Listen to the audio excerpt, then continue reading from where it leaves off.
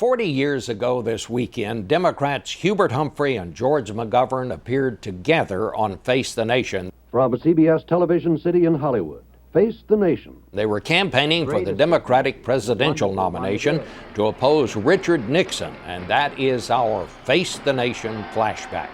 We see Mao greeting the president. Richard Nixon had just opened the door to China, forged a new arms agreement with the Soviets, and the war in Vietnam was winding down.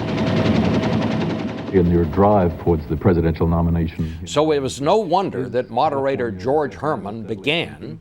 Can either of you gentlemen, under those circumstances, beat President Nixon? Senator Humphrey first. Of course he's beatable. The economy is in disarray. The American people have grave doubts about many of the policies of this administration. His record, his experience, his ability, his credibility. And I'm confident that under those terms, I can win the nomination and I can win the presidency. Well, I have no doubt that President Nixon can be defeated.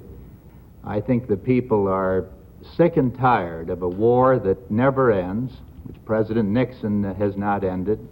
I think they're tired of a tax system that favors the powerful and penalizes the rest of us. I think they're tired of a leadership that tells us one thing in public while following a different course in private. And I believe the people of this country will respond to the kind of leadership that appeals to what is best in us. In Lincoln's phrase, to the better angels of our nature.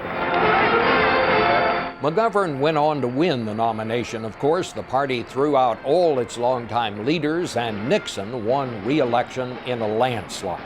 Well, I'm not a crook. Only to resign in disgrace less than 2 years later because of the Watergate scandal. Our Face the Nation flashback.